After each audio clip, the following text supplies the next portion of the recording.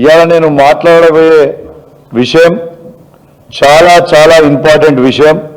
నేను దయచేసి మీడియా మిత్రులకు కూడా చెప్తా ఉన్నాను, ఇది తెలంగాణ యువత భవిష్యత్ సంబంధించిన విషయం. చాలా క్లారిటీగా చెప్పబోతా ఉన్నాను, ప్రూఫ్స్తో సహా. దయచేసి మీడియా మిత్రులందరూ కూడా దీన్ని కవర్ చేయాలని నేను విజ్ఞప్తి చేస్తూ ఉన్నాను. మొట్టమొదటిగా మీ అందరూ కూడా చూడాల్సిన అవసరం ఉన్నది. అసలు మొన్న గ్రూప్ 1 రిజల్ట్స్ వచ్చిన తర్వాత ఇది బహుశా భారతదేశ చరిత్రలోనే ఇంత పెద్ద స్కామ్ జరగలే అనుకుంటా. ఇది మన తెలంగాణలో గ్రూప్ 1 రిజల్ట్స్ అనేది one of the biggest scams in Telangana. Congress అంటేనే స్కామ్, స్కామ్ అంటేనే కాంగ్రెస్ తీరు అయిపోయిందని చెప్పక తప్పదు. మీకు ఇవన్నీ కూడా నేను గాలికి మాట్లాడతలేను, నేను పూర్తి ఎవిడెన్స్, నేను మీకు మాట్లాడేది ప్రతీది నేను వెబ్సైట్ నుంచి డౌన్లోడ్ చేసి మాట్లాడుతుందే తప్పితే ఏది కూడా నా సొంత కవిత్వం కాదు అని కూడా మీ ద్వారా తెలంగాణ యువతకి ప్రత్యేకంగా తెలియజేస్తూ ఉన్నాను. ఫస్ట్ ఆఫ్ ఆల్ ఎగ్జామ్స్ అనేటివి నిర్వహించిన తర్వాత ఫస్ట్ హాల్ టికెట్ ఇస్తారు. ప్రిలిమ్స్లో ఒక హాల్ టికెట్ నంబర్, మెయిన్స్లో ఒక హాల్ టికెట్ నంబర్ ఎందుకు ఇచ్చిర్రు? నంబర్ 1. అసలు భారతదేశ చరిత్రలోనే, తెలంగాణలోనే కాదు భారతదేశ చరిత్రలోనే ఏ ఎగ్జామ్ రాసినా, ఎక్కడ కూడా మెయిన్స్ రాసినా ప్రిలిమ్స్లో ఉన్న హాల్ టికెట్ నంబరే మెయిన్స్లో కూడా హాల్ టికెట్ ఉంటుంది. మరి మీకు ఒక ఎగ్జాంపుల్ చూపిస్తున్నా, వాళ్ళ పేరు చెప్పదలుచుకోలే కానీ హాల్ టికెట్ నంబర్ చూడొచ్చు. ఈ పైనది ఉన్నదేమో ప్రిలిమ్స్లో ఉన్న హాల్ టికెట్ నంబర్, కింద మెయిన్స్లో ఇంకొక హాల్ టికెట్ నంబర్ ఎందుకు ఇష్యూ చేయాల్సి వచ్చింది? దీంతోనే ఈ హాల్ టికెట్ చేంజ్ చేయడంతోనే ఈ స్కామ్ అనేది మొదలైంది. ఇక డీటెయిల్స్ కూడా మీకు ముందరికి పోతాను. ఒక్కసారి మీరు చూడొచ్చు, మొత్తము వీళ్ళిచ్చిన మొత్తము రిజల్ట్స్ ఎగ్జామ్ రాసిన వాళ్ళందరూ కూడా ఇలా టోటల్ ఎగ్జామ్ రాసింది, మెయిన్స్ రాసిరి అని కంప్లీట్ చేసిన తర్వాత మన టీఎస్పీసీ వాళ్ళు ఏది పెట్టిర్రు అనేది మీకు క్లారిటీగా చెప్తా ఉన్నాను. వాళ్ళ వెబ్సైట్లోనే పెట్టిండ్రు. ఏమని పెట్టిర్రు?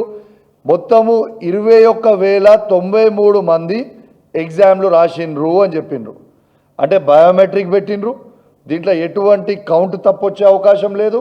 సో వాళ్ళు ఇచ్చే క్లియర్ ఫిగర్ వాళ్ళు డిక్లేర్ చేసింది 21,093, 21,093 మందిని.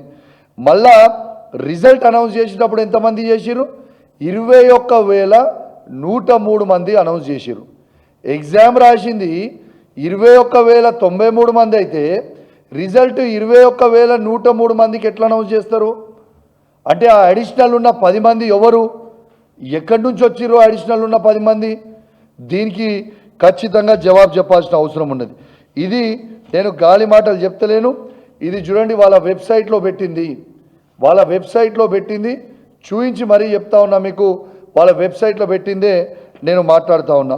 మరి ఈ తేడా ఎందుకు వచ్చిందో మొత్తము తెలంగాణ ప్రజల్లో ఉన్న యువత అందరూ కూడా జవాబు చెప్పాల్సిన అవసరం ఉన్నది. మొన్న ఎగ్జామ్స్ రాసిన ప్రతి యువతకి జవాబు చెప్పాల్సిన అవసరం ఉన్నది. దాంతోపాటు ఇంకొక పెద్ద స్కామ్. ఈ స్కామ్ ఏంది? అసలు హాల్ టికెట్ నంబర్ మీకు ఇప్పుడు చూపిస్తాను. హాల్ టికెట్ నంబర్లు ఎవ్రీ 2 ఒక హాల్ టికెట్ నంబర్ ఇచ్చి, హాల్ టికెట్ నంబర్ 470, 471 ఉన్న సిరీస్ ఉన్న వాళ్ళందరికీ ఎంతమంది ఉన్నారో అంతమందికి ఇట్లా 654 మంది ఉన్నారు. 470 to 471 హాల్ టికెట్ నంబర్ ఉన్న వాళ్ళందరికీ, దాని కింద ఆ సిరీస్ ఉన్న హాల్ టికెట్ నంబర్ అందరికీ 253 మార్కులు, అందరికీ సేమ్ మార్కులు వస్తాయి. 0.5% కూడా డిఫరెన్స్ ఉండదు, సేమ్ మార్క్స్. 306, 307 ఉన్న సిరీస్ ఉన్న హాల్ టికెట్ ఉన్న వారికి 373.5 అందరికీ సేమ్ మార్క్స్ వస్తాయి.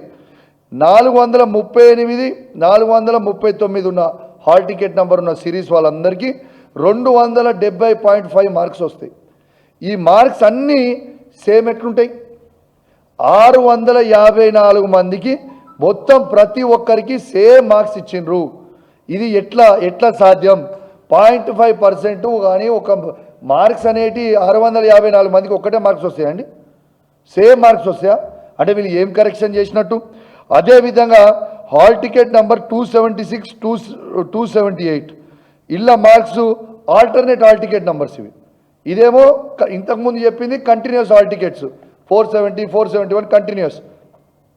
ఇప్పుడు నేను చెప్పేది alternate hall ticket numbers. Hall ticket number example చెప్తున్నా 276 278 277 ఉండదు, ఇలా 276 278 ఇది వచ్చిన దాంట్లో 441 మార్కులు. ఇవే మొత్తం 700 చిల్లర మందికి 702 మందికి సేమ్ మార్క్స్ ఉంటాయి. 0.5% తేడాతోనూ కొంచెం సేమ్ మార్క్స్ మొత్తం అందరికీ.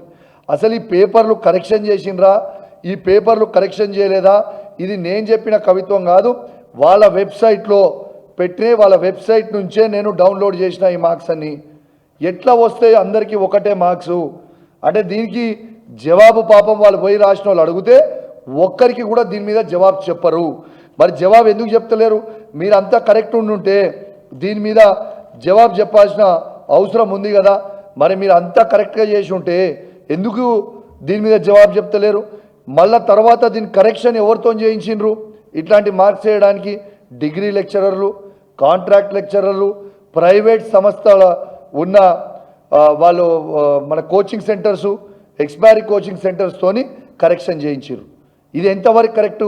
కరెక్షన్ అనేది ఎవరితో చేపియాలి? ప్రొఫెసర్లతో చేపియాలి. తర్వాత ఒక్కొక్క పేపర్ని 2 సార్లు కరెక్షన్ చేస్తారు. మరి ఆ 2 సార్లు కరెక్షన్ చేసింది కేవలం 60 రోజుల లోపలనే ఎట్లా కంప్లీట్ చేసారు? మినిమం కరెక్షన్ చేయాలంటే ఒక 4-5 months to 6 months కంపల్సరీ పడుతుంది. మరి ఇది ఎందుకు కరెక్షను? ఇది వీళ్ళతో చేయించిండ్రు, ఎందుకు ప్రొఫెసర్లతో చేయించలేదు? ఇది ప్రతి ఒక్కరికి అనుమానం ఉన్నది. ఇక దీంతో పాటు ఇక సెంటర్ల విషయానికి వస్తా. ఇక ఇది చాలా కీలకంగా చూపించాల్సిన అవసరం ఉన్నది. ఇక సెంటర్ల విషయానికి వచ్చేసరికి మొత్తము 25 సెంటర్లల్లా ఎగ్జామ్ రాసిన వాళ్ళు 10,135 మంది ఉంటే అందులో నుంచి జాబ్ వస్తుంది. కేవలం 69 మందికి మాత్రమే క్వాలిఫై అవుతారు. కానీ ఈ 2 సెంటర్ల రాసిన వాళ్ళు 18, 19 కోటి ఉమెన్స్ కాలేజ్ అనుకుంటా సెంటర్. ఆ సెంటర్లో 1,497 మంది రాస్తే మాత్రం 74 మందికి ఉద్యోగాలు వస్తాయాడా? అంటే ఇది పాసిబుల్ ఎట్లయితుంది? 10,000 మంది రాసిన కాడనేమో ఆడ 69 మందికి వస్తాయి. ఈ 2 సెంటర్లో రాసిన వాళ్ళకి మాత్రమే 74 మందికి ఉద్యోగాలు వస్తాయి. మళ్ళా కూడా నేను ఇంకోటి కూడా అడుగుతా ఉన్నాను, ఈ 18-19 సెంటర్లో ఎందుకు ఉట్టి అమ్మాయిలతోని మాత్రమే ఎగ్జామ్ రాయించిండ్రు? ఇది జవాబు చెప్పాల్సిన అవసరం ఉన్నది.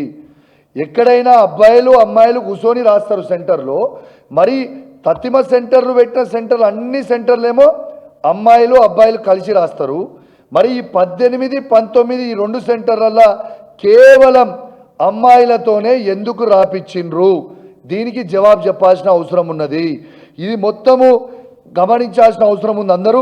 మళ్ళా ఒక్కసారి చెప్తున్నా, ఈడకి ఈ 2 సెంటర్లోనే 1,497 మంది రాస్తే ఈ 2 సెంటర్లలో 74 మందికి ఉద్యోగాలు వస్తాయి. ఇంట్లో ఓన్లీ మహిళలతో మాత్రమే రాపిస్తారు, అబ్బాయిలు ఉండరు. అన్ని సెంటర్లేమో అమ్మాయిలు అబ్బాయిలు రాస్తారు, ఈ ఒక్క సెంటర్లో మాత్రం ఉట్టి అమ్మాయిలు రాస్తారు. మళ్ళీ 10,139 మంది రాసిన కాడనేమో కేవలం 69 మంది మాత్రమే ఆడ క్వాలిఫై అవుతారు. ఇది ఎట్లా పాసిబుల్ అనేది నేను అడుగుతా ఉన్నాను. దీంతో పాటు ఇంకోటి కూడా చెప్పాలి, ఇది ఇంకొకటి కూడా ఇంట్రెస్టింగ్ పాయింట్ మీ ద్వారా మొత్తము తెలంగాణ ప్రజలకు చూపించే ప్రయత్నం చేస్తాం. ఈ సెంటర్ నంబర్ 4వ సెంటర్లో 459 మంది అపియర్ అయితే ఒక్కరికి కూడా జాబ్ రాదు. ఇలా 2వ సెంటర్లో 537 మంది ఎగ్జామ్ రాస్తే కేవలం ఒక్కరే సెలెక్ట్ అవుతారు. ఇక 31 సెంటర్ 338 రాస్తే ఒక్కరికి కూడా సెలెక్ట్ కారు. ఇలా 39వ సెంటర్ 172 మంది రాస్తే ఒక్కరికి కూడా అక్కడ రాదు. 41, 42 సెంటర్ 266 మంది అపియర్ అయితే అక్కడ కూడా ఒక్కరికి కూడా జాబ్ రాదు. 45వ సెంటర్లో 536 మంది రాస్తే కేవలం ఒక్కరే సెలెక్ట్ అవుతారు. కానీ సెంటర్ నంబర్ 18, సెంటర్ నంబర్ 19లో మాత్రం 1497 మంది రాస్తారు. ఆడ ఒక్క దగ్గర మాత్రం 74 మందికి ఉద్యోగాలు వస్తాయి. ఇక ఇంకొక పెద్ద దొరికిపోయారు అడ్డంగా ఎక్కడ అనేది మీకు ఇప్పుడు చెప్తా. ఇక దొరికిపోయింది ఎక్కడ అంటే ఈ సెంటర్ నంబర్ 19లో కాంగ్రెస్ పార్టీ, ఇది నా నా నా ప్యూర్ నా అభిప్రాయం, నాకున్న పెద్ద అనుమానం, ఇది నా అనుమానమే కాదు, ఈ రాసిన 21,093 మంది ఉన్న ప్రతి ఒక్కరి అనుమానం. ఇవాళ మీకు చెప్తా ఉన్నాను, ఈడ రెడ్ హ్యాండెడ్ దొరికిపోయినరు. ఇవాళ కాంగ్రెస్ పార్టీ మాజీ ఎమ్మెల్సీ రాముల్ నాయక్ వారి కోడలు, ఆమెకి ర్యాంకు 206 వచ్చింది. ఆమె సెంటర్ ఎంత? ఆమె సెంటర్ నంబర్ 19, అంటే కోటి ఉమెన్స్ కాలేజ్లో సెంటర్ నంబర్ 19లో ఆమెకు ఉంటుంది. ఈమెది 206 ర్యాంక్ ఈమెకు వచ్చింది. ఎస్టీలలో చూస్తూ ఉంటే ఈమెకి నంబర్ 1 ర్యాంక్ వచ్చింది. ఈ ఎక్స్ట్రా ఉన్న 21,093 మంది కాకుండా ఎక్స్ట్రా ఉన్న 10 మందిలో ఏదైతే వీళ్ళు రిజల్ట్ అనౌన్స్ చేసిర్రో 21,103 మందికి, దాంట్లో రాముల్ నాయక్ కాంగ్రెస్ ఎమ్మెల్సీ గారి కోడలికి ఇచ్చిర్రు అనేది నా పూర్తి అనుమానం. ఇది కూడా మళ్ళీ సెంటర్ తన ఎగ్జామ్ ఎక్కడ రాస్తుంది? సెంటర్ నంబర్ 19లో కోటి ఉమెన్స్ కాలేజ్లో, ఎక్కడైతే కేవలం అమ్మాయిలే రాస్తారో వాళ్ళ అబ్బాయిలు ఉండరు. మరి దీనికి ఖచ్చితంగా జవాబు చెప్పాల్సిన అవసరం ఉన్నది అని చెప్పి సందర్భంగా తెలియజేస్తా ఉన్నాను. దీంతో పాటు ఉర్దూ మీడియంలో ఎగ్జామ్ రాస్తారండి. ఉర్దూ మీడియంలో ఉన్న వాళ్ళు ఎగ్జామ్ రాస్తారు. ఎంతమంది రాస్తారు? ఉర్దూ మీడియం ఉన్న వాళ్ళు ఎగ్జామ్స్ ఎంతమంది రాస్తారంటే వాళ్ళు 9 మంది రాస్తారు. 9 మంది రాస్తే 7 సెలెక్ట్ అవుతారు ఉర్దూ మీడియంలో రాసిన వాళ్ళు.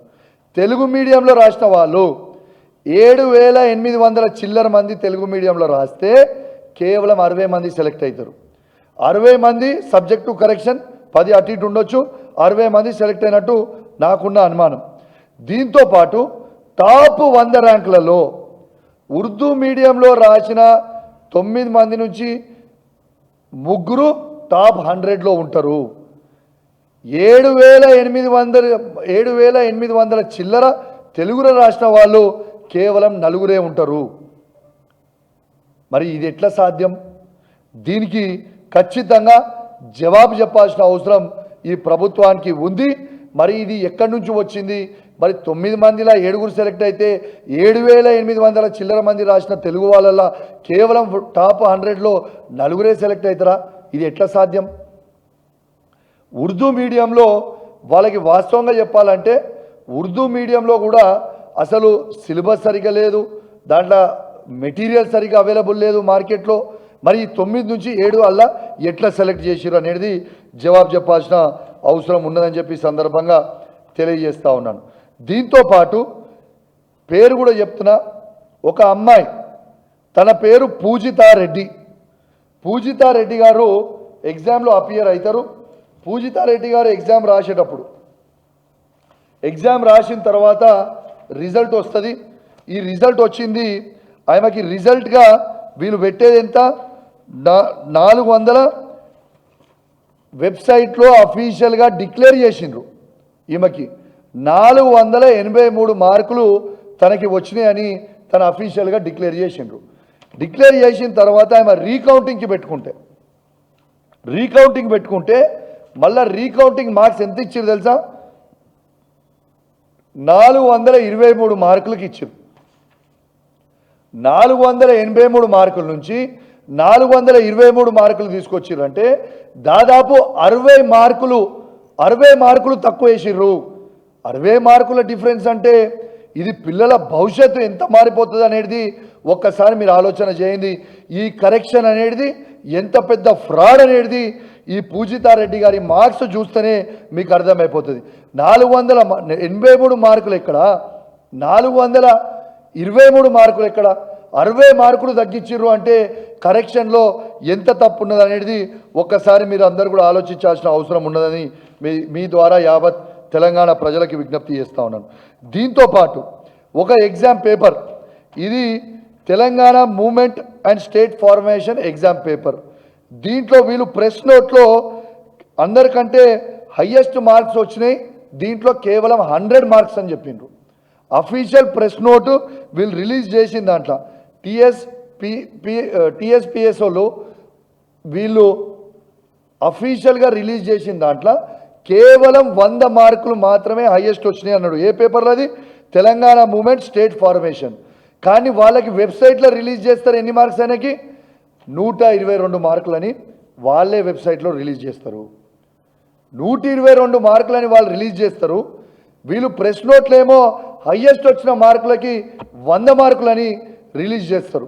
మళ్ళా పాపము ఆ వ్యక్తి పోయి మరి మీరు 100 మార్కులనే రిలీజ్ చేసిర్రు, మరి మీరు నాకు 122 మార్కులు వచ్చినాయి కదా 100 అని ఎట్లా రిలీజ్ చేసిర్రు అని చెప్తే ఆ వ్యక్తిని పిలిచి ఆయన గవర్నమెంట్ ఎంప్లాయ్, నువ్వు ఉన్న మార్కులు కూడా పోతాయి, నీ ఉన్న ఉద్యోగం కూడా ఊడిపోతుంది, నువ్వు దీని గురించి మాట్లాడొద్దని చెప్పి ఆయన రీవాల్యుయేషన్ కూడా పెట్టుకోలేను. టోటల్ అయిన మార్క్స్ వస్తాయి 330. ఆయన రీవాల్యుయేషన్ కూడా పెట్టుకోలే. ఇది బయటకు వస్తే ఎట్లా అని చెప్పి డైరెక్ట్గా వాళ్ళే వెబ్సైట్లో చేంజ్ చేసేసి 188 మార్కులను పెట్టేసారు. ఆయన రీకౌంటింగ్కి పెట్టుకోలే, రీవాల్యుయేషన్కి పెట్టుకోలే, ఏది పెట్టుకోలేదు. మరి ఆయన మార్కులు 122 వచ్చిన దాన్ని మీరు 100 అని ఇచ్చినందుకు ఆయన అడిగినందుకు మీరు టోటల్ 330 వచ్చిన మార్కులని తీసుకొచ్చి 188 మార్కులని మళ్ళీ మీరు ఎట్లా చేంజ్ చేస్తారు? మీరే అనౌన్స్ చేస్తారు, మీరే చేంజ్ చేస్తారు అంటే ఇది ఎంత పెద్ద స్కామో మొత్తము మీరు గమనించాలని నేను విజ్ఞప్తి చేస్తూ ఉన్నాను. ఇవాళ నేను ఒకటే అడుగుతూ ఉన్నాను, ఇవాళ ఎందుకు దీని మీద బీజేపీ వాళ్ళు స్పందిస్తలేరు? ఇంత పెద్ద స్కామ్ అయితే తెలంగాణలో అతి పెద్ద స్కామ్ అయింది ఇది. ఇంత పెద్ద స్కామ్ అయితే నేను ప్రూఫ్స్తో సహా చెప్పిన. ఖచ్చితంగా నేను డిమాండ్ చేస్తూ ఉన్నాను, కంపల్సరీ దీని మీద జ్యుడిషియరీ ఎంక్వైరీ కావాలి, దీని మీద ఖచ్చితంగా సిబిఐ ఎంక్వైరీ కావాలి. మీకు చిత్తశుద్ధి ఉంటే ఈ ప్రభుత్వానికి దీని మీద ఎంక్వైరీ చేయండి. ఇది వాస్తవమా కాదా అనేది ఆ జ్యుడిషియరీలో తేలిపోతుంది కదా. మీకు భయం ఏంటిది? ఎందుకు మీరు ఇంత భయపడుతున్నారు? ఖచ్చితంగా దీని ఎందుకు వాయిస్ నొక్కుతున్నారు? మేము ప్రశ్నలు అడిగితే మా నాయకుడు ఇంతకుముందు నా మిత్రుడు రాకేష్ రెడ్డి గారు మాట్లాడితే రాకేష్ రెడ్డి గారికి నోటీసులు ఇచ్చారు. మాకు నోటీసులు ఇచ్చుడు, మా మీద కేసులు పెట్టుడు కాదు. మీకు దమ్ము ధైర్యం ఉంటే దీని మీద స్కామ్ జరిగిన చైర్మన్ మీద కేసులు పెట్టి జైల్లో పెట్టుర్రి. మీకు దమ్ముంటే దీని తప్పు జరిగింది అని చెప్పి దీని మీద చెప్పండి తప్పితే ఇది చెప్పకుండా మీరు మాట్లాడిన వాళ్ళ మీద కేసులు పెడతాం, మీకు గొంతులు నొక్కుతాం, మీకు ఇబ్బంది పెడతాం. మీ కేసులకి నోటీసులకి ఎవడు భయపడేటోడు లేడు. ఖచ్చితంగా ప్రజల లోపలికి తీసుకెళ్తాం, ఖచ్చితంగా అడుగుతాం, ఖచ్చితంగా మీరు చేసిన స్కామ్ని ప్రజలకి కనబడేలాగా ఇలా ప్రూఫ్స్తో సహా నేను బయట పెట్టినాను. ఖచ్చితంగా వాళ్ళకి జవాబు చెప్పాల్సిన అవసరం ఉన్నది అని చెప్పి చెప్పక తప్పదు. ఇలా ఒకటే అడుగుతా ఉన్నాను, వీళ్ళు నిజంగా నీతి నిజాయితీ ఉంటే మరి ఇంటర్వ్యూకి పిలిచేటప్పుడు ఈ ప్రపంచంలో ఎక్కడైనా కూడా ఇంటర్వ్యూకి పిలిచినప్పుడు 563 మందికి ఓన్లీ 1% ఇంటర్వ్యూకి పిలిచాను. ఎక్కడ కూడా అట్లా జరగదు. 1:2 ఇంటర్వ్యూస్ పిలుస్తారు, కంపల్సరీగా 1:2 ఇంటర్వ్యూగా పిలుస్తారు. మరి 1:2 ఇంటర్వ్యూ ఎందుకు పిలవలే? దీంట్లో ఏం మతలబ్ ఉంది? దీనికి జవాబు చెప్పరా? యా బీజేపీ నాయకులైతే మా అప్పుడు లీక్ అయినప్పుడు ఎస్ మా కేసీఆర్ గారు ధైర్యంగా లీక్ అయినప్పుడు తప్పు జరిగింది, ఖచ్చితంగా రద్దు చేస్తామని మేము రద్దు చేసినాం, ధైర్యంగా రద్దు చేసినాం. మరి మీరు ఎందుకు రద్దు చేయరు? 100% ప్రూఫ్స్తో సహా చూపించిన ఇలా ఖచ్చితంగా మీరు రద్దు చెయ్యాలి. ఇలా బీజేపీలో పనుకున్న నాయకులు ఎగిరెగిరి పట్టురానాడు మా ప్రభుత్వంలో అయిన నాడు ఇలా ఎక్కడ వేయరు? కిషన్ రెడ్డి గారు ఎక్కడ అనుకున్నారు? బండి సంజయ్ గారు ఎక్కడ అనుకున్నారు? ధర్మపురి అరవింద్ గారు ఎక్కడ అనుకున్నారు? ఈటల రాజేందర్ గారు ఎక్కడ అనుకున్నారు? మరి ఇవన్నీ కూడా జవాబులు ఎందుకు బీజేపీ వాళ్ళు మాట్లాడతలేరు? ఎందుకంటే బీజేపీకి సంబంధించిన కిషన్ రెడ్డి గారికి, బండి సంజయ్ గారికి, ధర్మపురి అరవింద్ గారికి, ఇలా ఈటల రాజేందర్ గారికి రేవంత్ రెడ్డి గారితో అద్భుత సంబంధాలు ఉన్నాయి. ఇవాళ వీళ్ళు బీజేపీ కాంగ్రెస్ ఒక్కటైంది కాబట్టి ఎవ్వరు కూడా బీజేపీ నుంచి మాట్లాడతలేరు. మీరు ఒక్కసారి ఆలోచన చేయండి. ఎగిరెగిరి పడినారు ఆనాడు కిషన్ రెడ్డి గారు, ఇదే బండి సంజయ్ గారు, ఇదే అరవింద్ గారు, ఇదే ఈటల రాజేందర్ గారు ఎగిరెగిరి పడ్డారు ఆ రోజు. ఇవాళ ఎందుకు మీరు మాట్లాడతలేరు జవాబు చెప్పండి. బండి సంజయ్ గారికి నేను సవాల్ విసురుతా ఉన్నా, ఈ భారతదేశానికి మీరే హోమ్ మినిస్టర్, ఈ భారతదేశానికి మీరే హోమ్ మినిస్టర్. నీకు దమ్ముంటే, నీకు తెలంగాణలో ఉన్న విద్యార్థుల మీద ప్రేమ ఉంటే దీని మీద సిబిఐ ఎంక్వైరీ అయ్యి, సిబిఐ ఎంక్వైరీ చేయండి. ఈ ఎంక్వైరీ మీరు చెయ్యాలి. ఈ ఎంక్వైరీ నువ్వు చేపి ఉట్టికి వచ్చి డ్రామాలు చేసిపోతే కలవదు. ఇవాళ ఎలక్షన్ సమయంలో కోదండరామ్ గారు అశోక్ నగర్ సెంటర్ చుట్టూ తిరిగిర్రు, రాహుల్ గాంధీ గారు సెంటర్ల చుట్టూ తిరిగిర్రు, ఇవాళ రేవంత్ రెడ్డి గారు అశోక్ నగర్ సెంటర్లో చుట్టూ తిరిగిర్రు.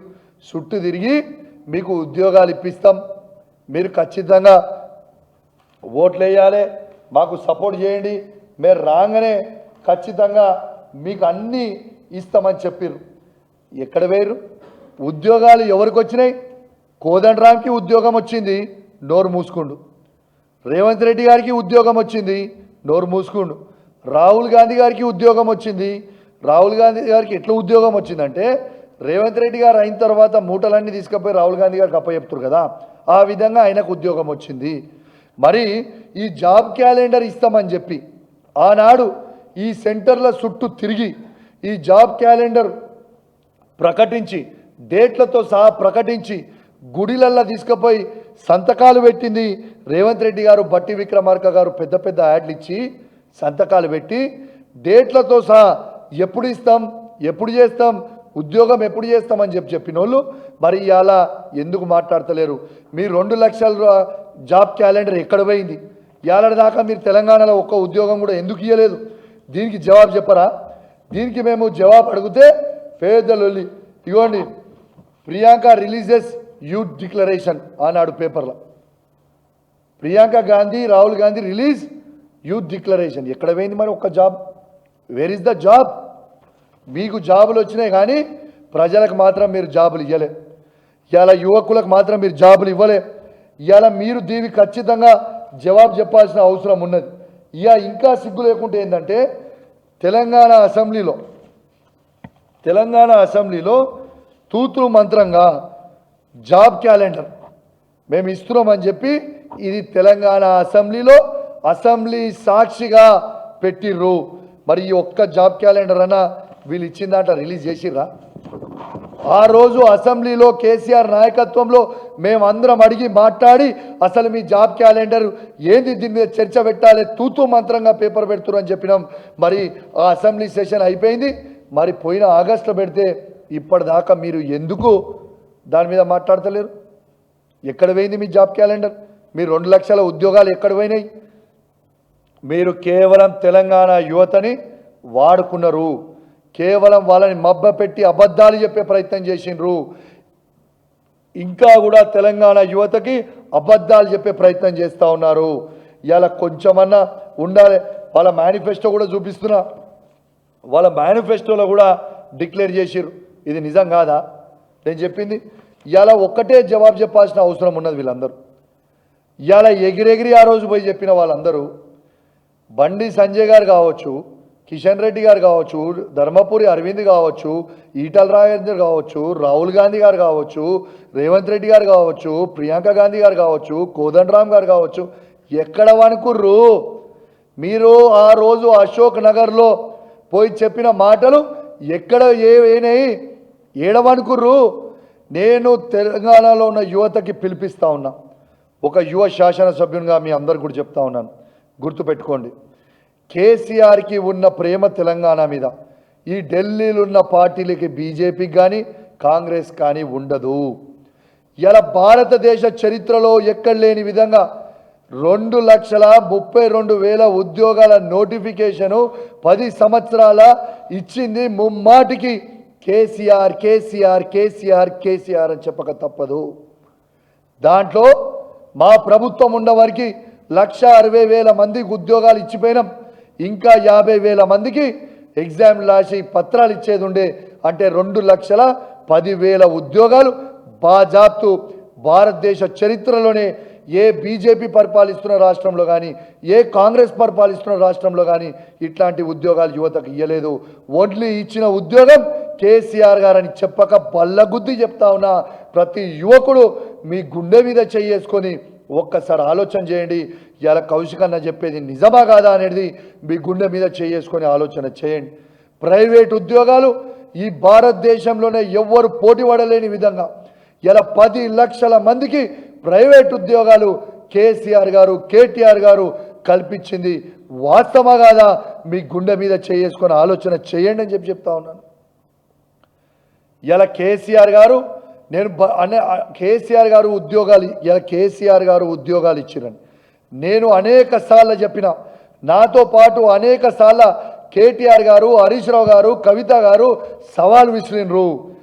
మాకంటే ఏ ఒక్క రాష్ట్రంలో అయినా ఈ భారతదేశంలో మీరు ఒక్క గవర్నమెంట్ ఉద్యోగం ఎక్కువ ఇచ్చిరని చూపిస్తే మేము రాజీనామా చేయడానికి సిద్ధంగా ఉన్నాం. ప్రైవేట్ ఉద్యోగాలు మాకంటే ఎక్కువ ఇచ్చినట్టు మీరు చూపిస్తే మేము రాజీనామా చేయడానికి సిద్ధంగా ఉన్నాము అని ఈ మా నాయకులందరూ కూడా సవాల్ విసిరితే తోక ముడుచుకొని పోయినరు. ఇదే బీజేపీ వాళ్ళు, ఇదే కాంగ్రెస్ వాళ్ళు. నేను ఖచ్చితంగా చెప్తా ఉన్నాను, తెలంగాణ యువత మొత్తం కూడా ఆలోచన చేయండి.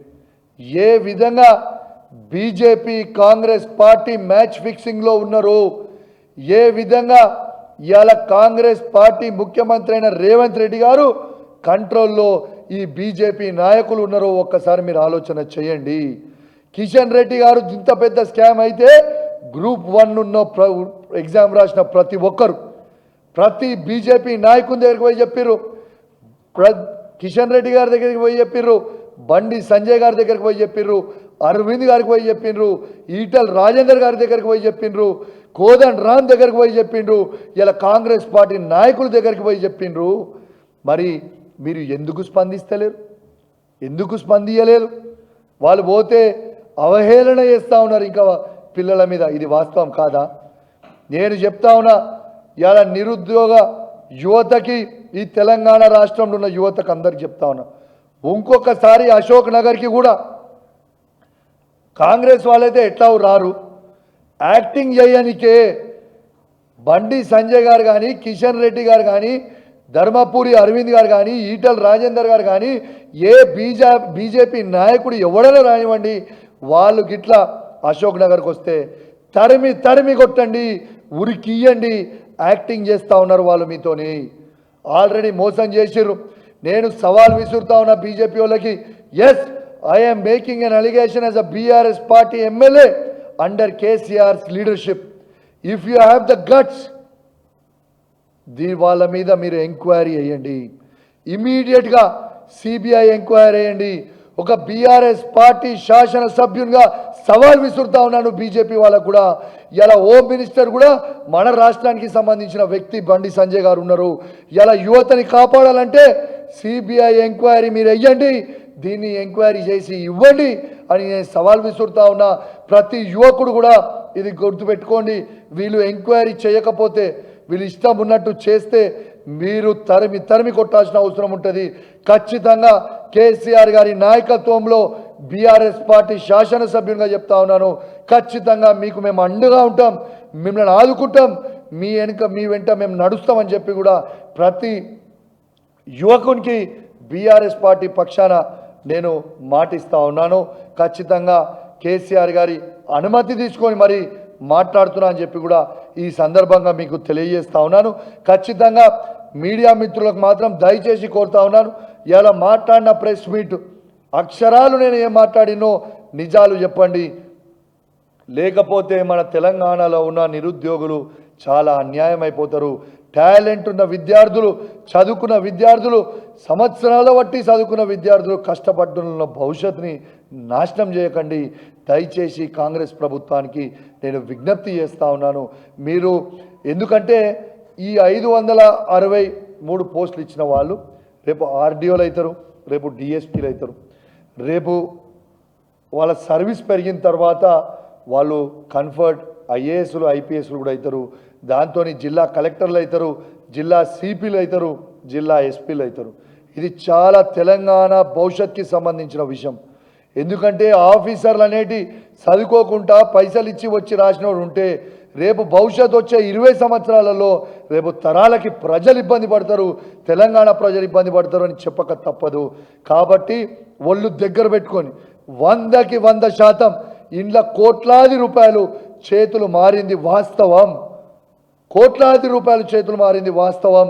ఇది కమ్మున యాక్సెప్ట్ చేసి ఖచ్చితంగా దీన్ని క్యాన్సిల్ చేసి రద్దు చేసి ట్రాన్స్పరెంట్గా మళ్ళా ఎగ్జామ్ పోండి. బేషరతులు మీరేదో ఈగోకి పోయి మేము రాసినాం, మేము డిక్లేర్ చేసినాం, ఏదో కేసీఆర్ గారి నాయకత్వంలో కౌశిక్ రెడ్డి గారు చెప్పారు కాబట్టి మేము క్యాన్సిల్ చేయాలి, దీన్ని మేము అడుగుతలేము. మేము న్యాయం కోసం పోరాడుతున్నాం. ఆ రోజు మేము చెప్తున్నాం ప్రభుత్వంలో తప్పు జరిగింది అనుకున్నాడు, కేసీఆర్ గారు దాన్ని రద్దు చేసిండు ధైర్యంగా. తప్పు మళ్ళా దాన్ని షెడ్యూల్ చేస్తే ఇంకొక తప్పు కూడా చేసారు వీళ్ళు. 503 వీళ్ళు కొత్తగా ఇచ్చింది ఏం లేదు, వీళ్ళు కొత్తగా ఇచ్చింది ఒక్క పోస్టు కూడా లేదు.